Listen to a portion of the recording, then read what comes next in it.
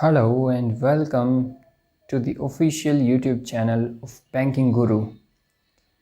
Banking गुरु के official YouTube channel पर आप सबका स्वागत है। कैसे हो आप सब? मैं उम्मीद करता हूँ कि आप सब बहुत अच्छे होंगे, अच्छे से पढ़ाई कर रहे होंगे और अपनी सेहत का ध्यान रख रहे होंगे।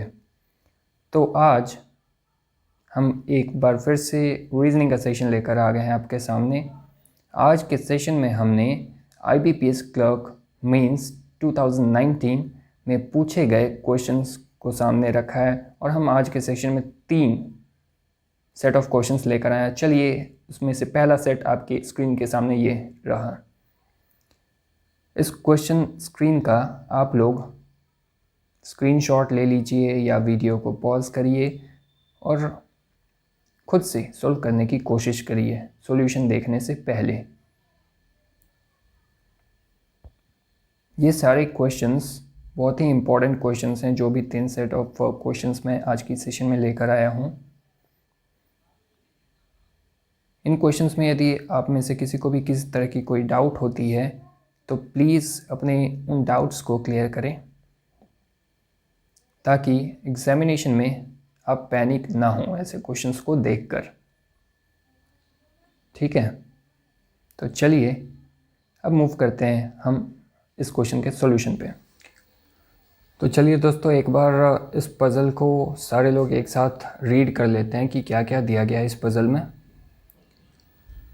12 persons are sitting around 2 circular table as one inscribed in another one. All of them are facing towards the center. A, B, C, D, E and F. 6 persons are sitting around the inner circular table. P, Q, R, S, T and U. 6 persons are sitting around the outer circular table. It is given in note that the portion of outer circular table are sitting exactly behind the portions sitting around the inner circular table.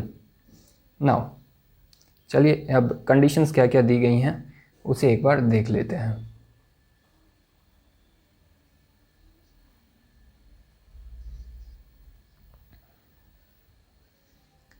B is sitting second to the right of E. R is an immediate neighbor of the one who is sitting behind B. Only one person sits between A and F, either from left or right. A is not an immediate neighbor of B. P is sitting behind F. Only 2 persons sit between R and T, either from left or right.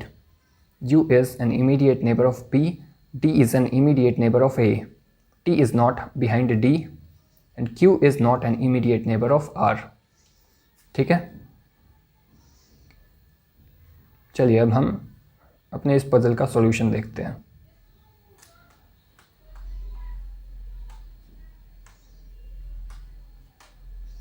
Double circular arrangement है। 2 cases लेंगे हम।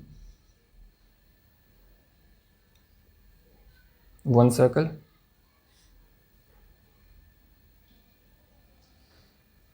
And the circle. एक और लेते हैं। 1 circle and the circle, और दोनों ही circles में 6 लोग बैठे हैं। ठीक है, 1 2 3 4 5 एंड 6। 1 2 3 4 5 एंड 6। 1 2 3 4 5 6।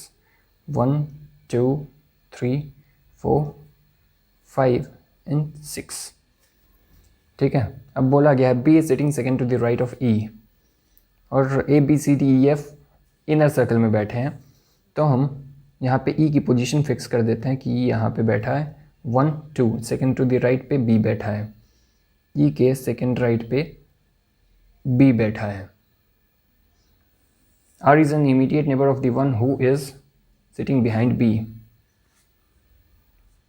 R के पीछे जो बैठा है उसका इमीडिएट नेबर R है, यानी R इस केस में या तो ये होगा या तो ये होगा।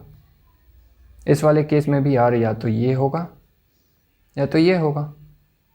तो एक काम करते हैं, हम इस वाले केस में r को यहाँ पे प्लेस कर देते हैं और इस वाले केस में हम r को यहाँ पे प्लेस कर देते हैं। ठीक है, आगे बढ़ते हैं। Only one person sit between A and F. अब ए और एफ की पोजीशन तो हमें मालूम नहीं है, तो हम क्या करते हैं, साइड में नोट कर लेते हैं, one person sit between A and F, one person. ठीक है, आगे बोला गया है A is not an immediate neighbour of B. अब जो है ए बी का पड़ोसी नहीं है, तो ए यहाँ नहीं बैठ सकता और ए यहाँ नहीं बैठ सकता। इस वाले केस में भी ये यहाँ नहीं बैठ सकता और ए यहाँ भी नहीं बैठ सकता। ठीक है, आगे बढ़ते हैं। P is sitting behind F, ये भी हमें नहीं पता, तो हम डिनोट कर लेते हैं P is sitting behind F। Okay, only to persons sit between R and T। अब R और T के बीच में दो लोग बैठे हैं, R और T के बीच में दो लोग बैठे हैं। ठीक है, क्यों ऐसा हमने नोट कर लिया साइड में, क्योंकि हमें अभी पोजीशन फिक्स पता नहीं है। ठीक है, U is an immediate neighbour of P, ये भी नहीं पता है। U और P आपस में इमीडिएट पड़ोसी हैं। D is an immediate neighbour of A, D जो है वो A का इमीडिएट पड़ोसी है। ठीक है, T is not behind D। अब T जो है वो D के इमीडिएट, D का आमने सामने नहीं है। T और D आपस में आमने सामने नहीं है। ठीक है, आगे बढ़ते हैं। Q is not an immediate neighbour of R, और Q और R जो हैं वो इमीडिएट नेबर्स नहीं हैं। इतनी कंडीशंस दी गई हैं हमें। ठीक है, यदि Q और R आपस में पड़ोसी नहीं है तो Q ये नहीं होगा, Q ये भी नहीं होगा। उसी तरह यहाँ पे Q ये भी नहीं होगा और Q ये भी नहीं होगा। ठीक है, आगे बढ़ते हैं। R और T के बीच में दो लोग हैं। R की पोजीशन यहाँ पता है 1 2, तो T ये होगा, 1 2 तब भी T यही होगा। तो ये कंडीशन हमने यूज़ कर लिया। उस तरह यहाँ पे भी लगाते हैं 1 2 एंड 1 2, तो T यहाँ पे लग गया। ठीक है,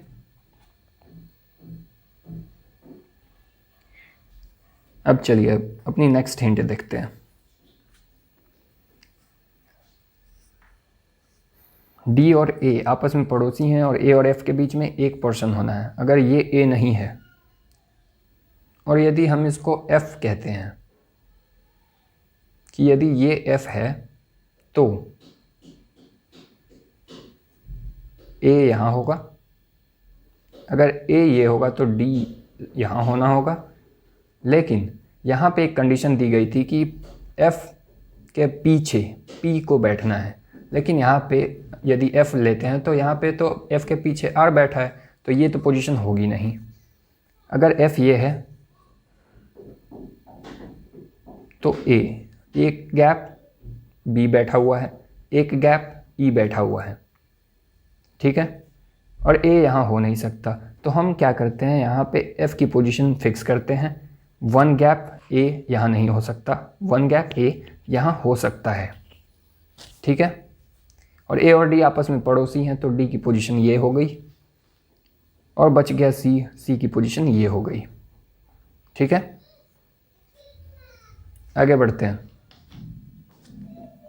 बगल वाले केस में क्या हो गया, उसी तरीके से यहाँ भी हम चेक करते हैं। यदि ये F कंसिडर करते हैं,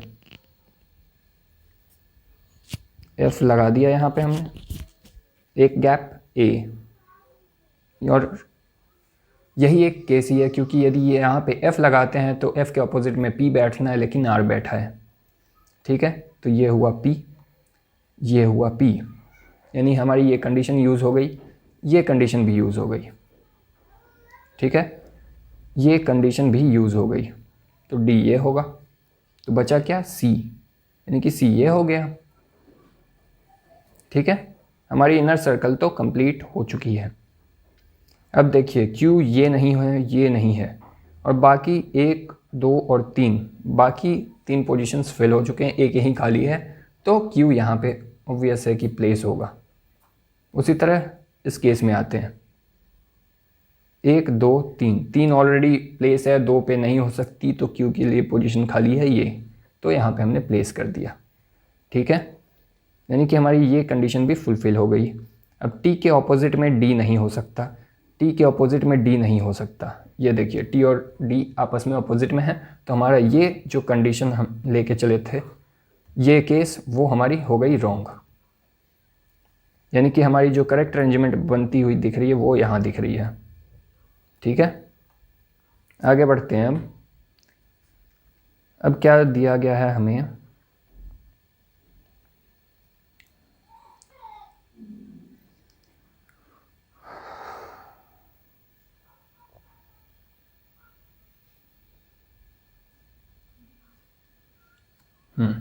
यू और पी आपस में पड़ोसी हैं, ये कंडीशन।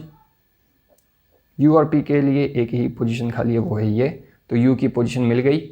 और बच क्या गया हमारे पास, बच गया है एस, तो एस हमने यहाँ पे प्लेस कर दिया, तो ये हमारी डबल सर्कुलर अरेंजमेंट बन के हो गई तैयार।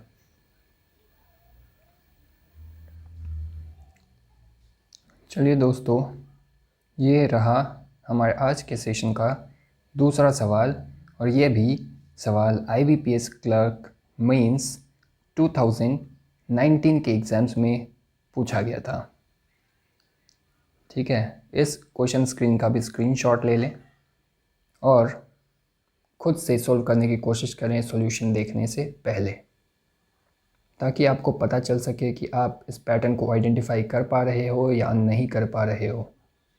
ठीक है, और यदि कोई एक्सटर्नल साउंड्स आ रही हों तो उसके लिए माफ़ी चाहता हूं, क्योंकि बाहर थोड़ा कंस्ट्रक्शन वर्क चल रहा है। ठीक है, चलिए अब मूव करते हैं इस क्वेश्चन के सॉल्यूशन पर।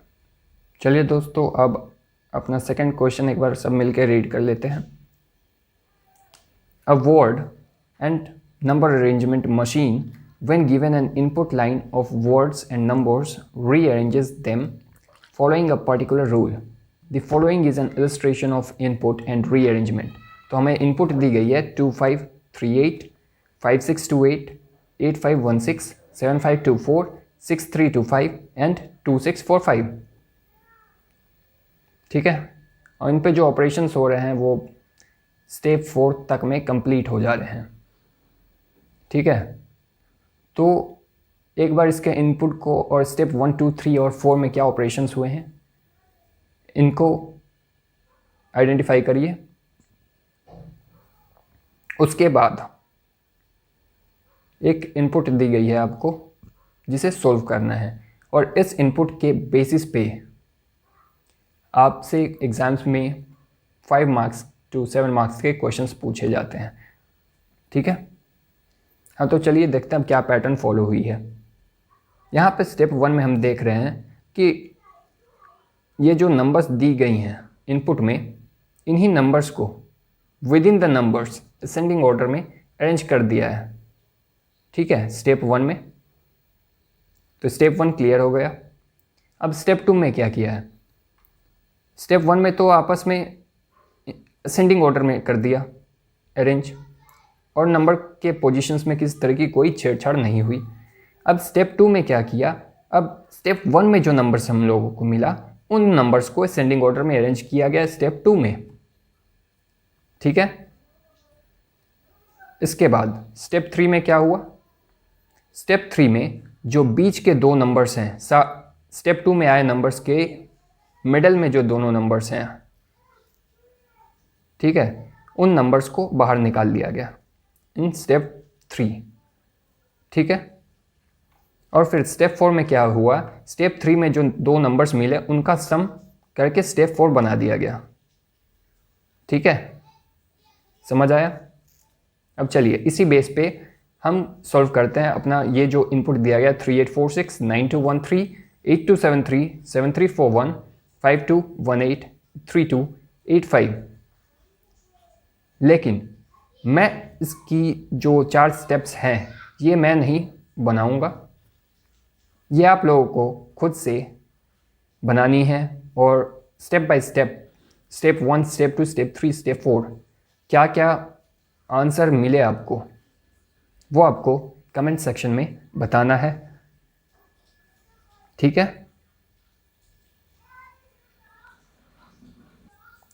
मैंने ऑलरेडी आप लोगों को यहाँ जो इनपुट दी गई है, यहाँ पे क्या ऑपरेशंस हुए हैं हर स्टेप में, ये तो मैंने ऑलरेडी आपको बता दिया। और इसी सेम पर्टिकुलर रूल पे हमें इस इनपुट को भी सॉल्व करना है और स्टेप 1, 2, 3 और 4 में क्या क्या नंबर्स आपको मिले और क्या फाइनल स्टेप बना, ये आपको कमेंट बॉक्स में बताना है, ठीक है। तो चलिए दोस्तों, अब हम आ गए हैं अपने आज के इस सेशन के तीसरे और आखिरी सवाल पे, और ये सवाल भी हमारा IBPS क्लर्क मेंस 2019 के एग्ज़ाम्स में पूछा गया था। तो एक बार फिर से मैं बोलूँगा, इस क्वेश्चन स्क्रीन का सारे लोग स्क्रीनशॉट ले लें, खुद से सोल्व करने की कोशिश करें पहले, उसके बाद अपने आंसर्स को हमारे दिए गए सॉल्यूशन के साथ मैच करें, ठीक है।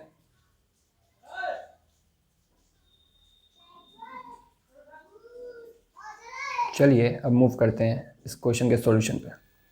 चलिए दोस्तों, अपना आज के सेशन का तीसरा और आखिरी सवाल लेते हैं और इस क्वेश्चन को भी हम लोग एक साथ रीड करते हैं। क्या दिया गया है हमें इस पजल में? यहाँ पे दिया गया है 6 boxes P, Q, R, S, T and U are placed in a stack one above other. Each contains different number of chocolates, that is 250, 190, 119, 175, 280, 210. ठीक है। Box P is placed immediately above box R. हम 3 boxes are placed between R and the one which contains 250 chocolates. Box which has 175 chocolates is just above the box which have 250 chocolates. One box placed between T and the box which have 175 chocolates. U contains 210 chocolates. The box which contains 119 chocolates is placed below U. 3 boxes placed between box S and the box which have 119 chocolates. One box is placed between box Q and the box which have 190 chocolates. ठीक है। अब चलिए चलते हैं इसकी solution की तरफ। सबसे पहले तो 6 बॉक्सेस हैं, हम यहाँ पे एक अरेंजमेंट बनाते हैं।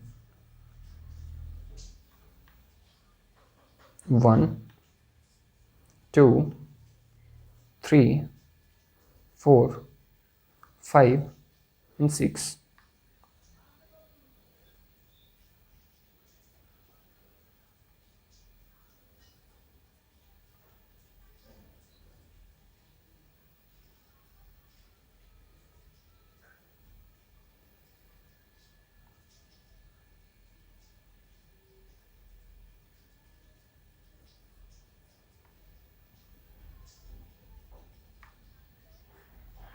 ठीक है। केस 1, केस 2, केस 3, हो सकता है चौथा केस भी बनाने का ज़रूरत पड़ जाए इस क्वेश्चन में, ठीक है। हम आगे मूव करते हैं और पहला हिंट लेते हैं। P is placed immediately above R। अब ये पोजीशन नहीं पता है, हम क्या कर रहे हैं? P is placed immediately above R हमने इंडिकेट कर लिया अपने,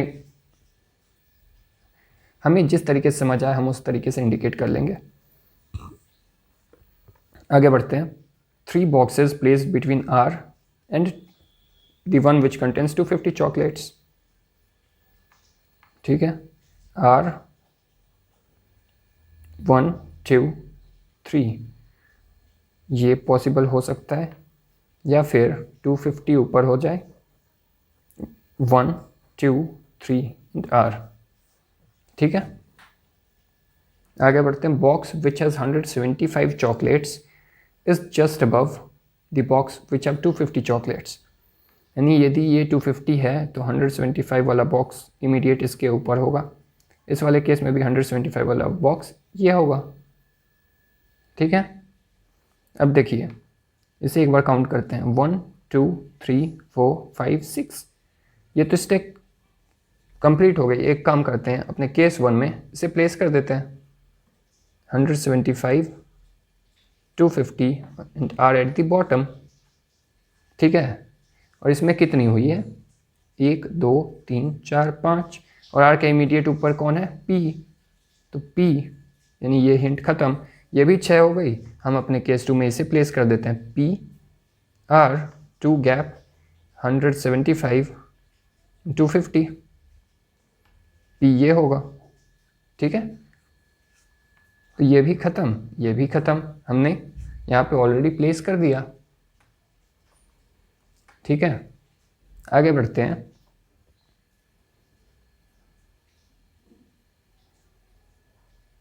one box place between T and 175 chocolates. T और 175 के बीच में एक चॉकलेट, एक बॉक्स का गैप है, तो 175 ये है, वन बॉक्स एंड तो टी ये होगा। उसी तरह यहाँ पे 175 है, वन गैप, तो टी यहाँ पे प्लेस होगा। ठीक है, आगे बढ़ते हैं। अब नेक्स्ट दिया गया हमें you contains 210 chocolates. You contains 210 chocolates.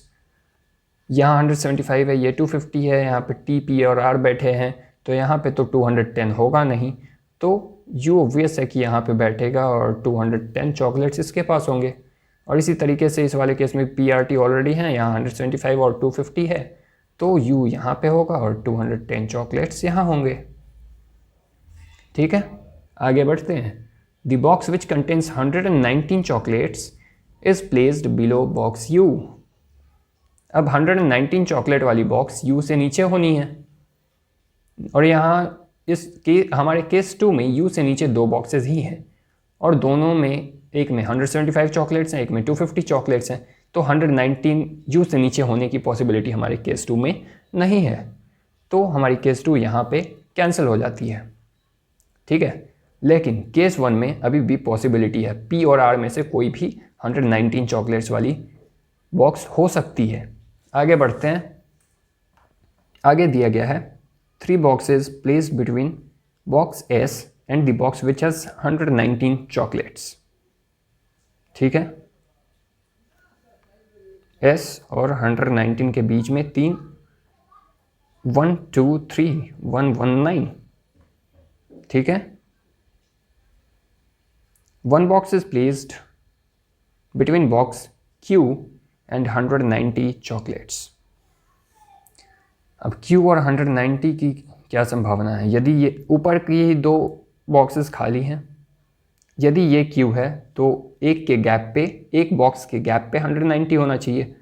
ऊपर तो है नहीं कि पॉसिबल केस, एक गैप, यहाँ पे 210 हैं, तो Q ऑब्वियस है कि Q की प्लेस टॉप पे होगी, तो ये होगी 190 चॉकलेट वाली बॉक्स। तो बच गया हमारे पास S की पोजीशन ये होगी 250 वाली बॉक्स। ठीक है, यदि S 250 वाली है तो S और 119 के बीच 3 बॉक्स का गैप है। ठीक है, तो 3 बॉक्स का गैप है, तो 1 2 3, एक ये S है, 1 2 3, यानी 119 चॉकलेट्स वाली बॉक्स हो गई कौन सी? R, और बचा कौन सा नंबर? वो है 280, तो 280 हो गया हमारा P। तो हमारा इस पजल का करेक्ट अरेंजमेंट बना है ये। ठीक है, यदि आपको आज डिस्कस हुए तीनों क्वेश्चंस में से किसी भी क्वेश्चन में ज़रा सा भी डाउट है तो प्लीज़ कमेंट सेक्शन में कमेंट करके अपने उन डाउट्स को क्लियर करें, क्योंकि ये तीनों क्वेश्चंस मेंस एग्ज़ाम्स के प्रोस्पेक्ट से बहुत ही इंपॉर्टेंट क्वेश्चंस हैं, और ऐसे क्वेश्चंस मेंस एग्ज़ाम्स में आपको फंसा देते हैं। तो प्लीज़ ये तीनों सेट ऑफ क्वेश्चंस को अच्छी तरीके से सोल्व करें। कहीं भी ज़रा सा भी डाउट होता है तो प्लीज़ कमेंट सेक्शन में पूछें, और आपके उस डाउट को नेक्स्ट हमारे लाइव सेशन में क्लियर किया जाएगा। तो चलिए दोस्तों, यदि आज का हमारा ये सेशन आप लोग को पसंद आया तो हमारे चैनल को लाइक करें, ज़्यादा से ज़्यादा शेयर करें और ज़्यादा से ज़्यादा लोगों के साथ सब्सक्रिप्शन दिलवाएं, ठीक है। और बेल आइकन को ज़रूर से दबा लें ताकि आपको हमारे चैनल की वीडियोस की रेगुलर अपडेट्स मिलती रहें। और आज जो तीनों क्वेश्चंस हमने सॉल्व करे हैं, तीनों को ही खुद से सॉल्व कर लें एक बार और इस सेशन को ख़त्म करते हैं। जय हिंद, जय भारत, सुरक्षित रहें।